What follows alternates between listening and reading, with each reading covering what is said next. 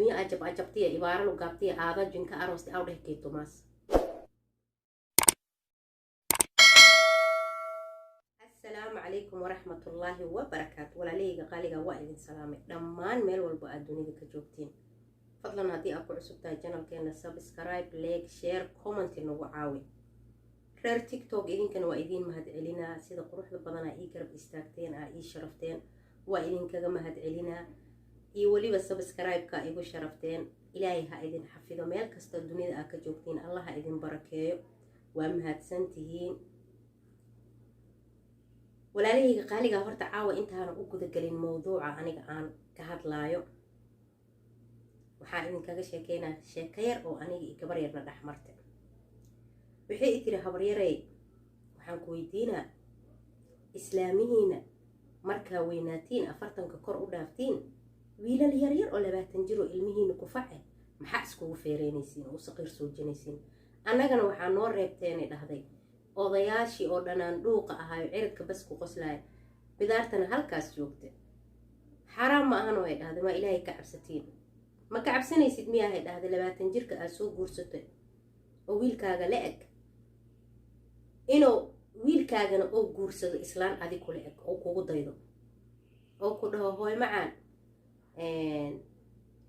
gabadhaas dohdo u ahayd waatana maxaa yeelay adigu waxaad dhahoysaa hooy wiilkan aabbahayo kaleeto waa ixtiraam aabbahayo kaleeto waa biyo u keen marka waxay dhahday horta ayayni maxaraanay ka tahay maxaa yeelay wiilkaaga meesha adig ka baxdid loo ka baxaa ilmaha arday waay hooyooyinkana macallimiin waay wiil yar 20 jir aad soo guursatid adoo kaleeto soo dhalmadeysayo ilmaheeda soo korsatay loo ku keenayo ku dhaha hooy macaan iska barays gabadhaas dohdo u tahay horta waxaan dhahay horta taas runtaa waaye waxa maqli jira adduunyo ajabtiya ibaara lugabtiya aada jinka aroosti aw dhehkay Thomas runtaa waaye wax jiro waaye in markay ay gabdhaha waaweynaadaan ay sheeg 40 kor u dhaafaan 20 jir ay guursanayaan laakiin aniga odayaasha 60 jir 10 jir guursanayo ay gabar 40 kor u dhaaftay 20 jir guursanayso waxaan garta siinaa gabadha sabab way soo rafaatay way soo korisay yani meel ku nasatay rabtaa nasashay u baahan tahay nafay leedahay laakiin oday nus naf 60 jir 10 jir inuu lugooy maahan muxuu kala u sheegaa ani ra'yigaygan ka hadlaa ra'yigayga aniga waa ku raacsanahay gabdhaha markay weynaadaan ay islaamo noqdaan yani ay 50 sano 45 ay jiraan 20 jir inay guursato waa ku raacsanahay nafay leedahay maalinkii la dhalay ilaa iyo intaas ay ka gaartay soo rafaadaysay ay dhibtoonaysay markay 20 sano gaartaan in lagu daray ama ay guursatay ay soo dhashay soo umushay soo korisay nafsadeeda inay irtaaxday u baahan tahay laakiin odayow xaasidow ilmaha ku soo dayacday naag adoo dhalinyara ka carartay 10 meela ku dhashay wali nasasho ma sii raadinay 10 jir hadda guursanay wiila Facebook ka arko wuxuu dhahay wallahi odayaasha nafta la leeyahay nagu dhibeen wuxuu yiri kiisa uu aruurayso habartii ay ka qaadayaan waxay leeyihiin boosan soo gadaa waxay ka dagayaan oo dhahay xamar ay ka dagayaan 16 jir 17 jir ay soo guursanayaan markay beesada soo dhameeyaan ay soo noqonayaan aad cadda markay joogaan ay gabartii waxay leeyihiin abay waa ku furay ninka rabto waa guursan kartaa tii yarad way soo lugooyeen tii weyneed lacagta way ka soo qaadeen marka odayaasha qadiyaan ka taagana anaga odayow wax isku fal ilmahaaga korso hadaada ilmo korsanayna meel fariiso laakiin gabdhaha waxaan leeyahay hore u socda marka hada mowduuceena u soo noqono caawa waxaan rabaa inaan nooga sheekeeyo naagtii ninkeeda sunta siisay oo hooyadeed saaciday gabaraan nin lagu daray ninkii haddii lagu daray way isfahmi waayeen iidi ninka aabaheeda nin ku daray 3 bilood ninka hadday isqabeen way isfahmi waayeen ninkane gabadhii waa dhibsaday gabadhina ninka waa dhibsatay ninka hadduu yimaado oo shaqo ka yimaado gabadhan hadal raxmad lama dhehayso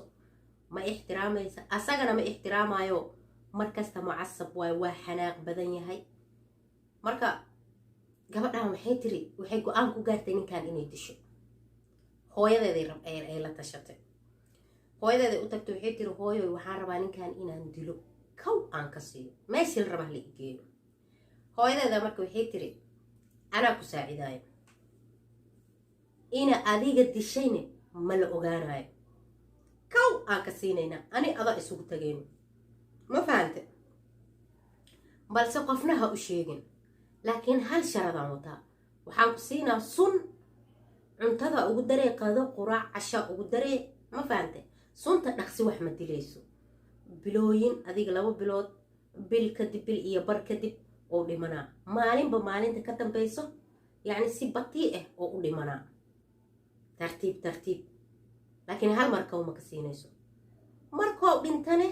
oo jirkiisa sunta ay ku faaftane qofka ogaanaysa male laakiin hal sharadaan wataa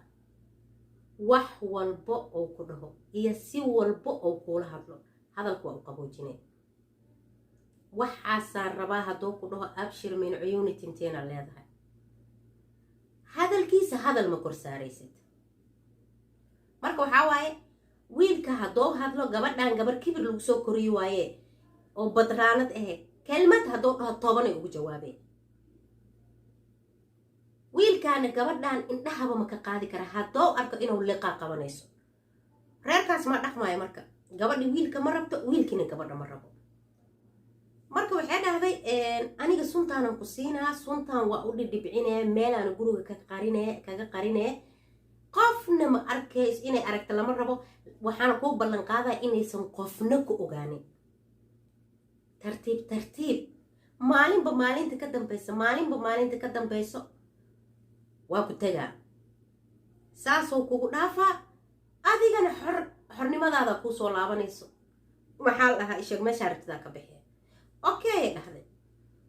suntii ay soo qaadatay gurigeedii ay meel kaga qarisay markuu wiilka yimaadaba labee hadal macaan iyo soo dhaweyn iyo waxooba ka helaybo xanaan oo hore ugu ka sayninbo heblaay hadduu yiraa labee maasha allah tabaaraka raxmaan see wax u jiraanoo isdhahay wuxuu leeyahay shaa iisoo kari min cuyuuni abshir waa baxday lee maalin kasta dhibicay ugu siinaysaa quraacay karisaa gurigay hagaajisaa ninkii dharkiisay toosisaa ninkii waa yaabay isbeddelka gabarta ku dhacay kadib maxaa dhacay wiilkiina waa isbeddelay gabadhii iyo wiilkii waa isu soo dhawaadeen wiilkii gabadhi waa jeclaaday hadalkii xumaay iyo xanaaqi iyo maxaa la dhahaa isheeg casaabti waa ka degtay hadalkii xumaayna waa iska dhaafay muddo kadib gabadhii ninkii waa jeclaatay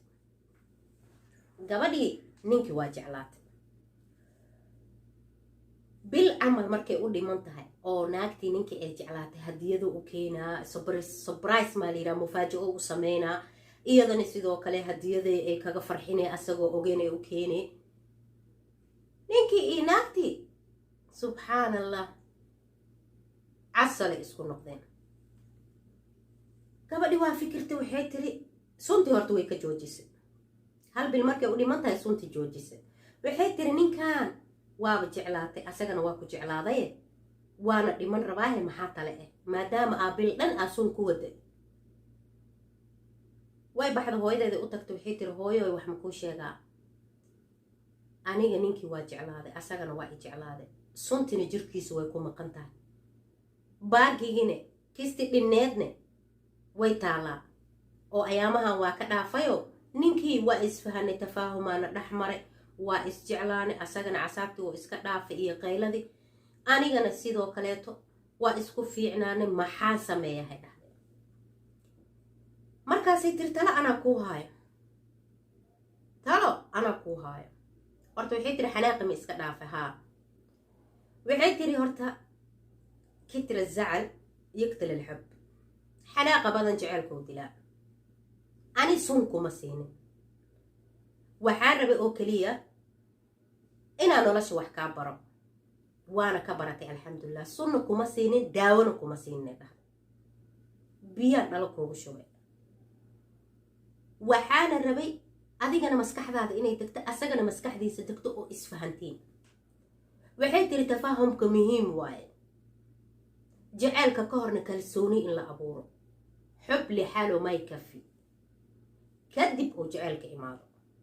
marka hooyo waxay dhahday reerkaaga dhaqo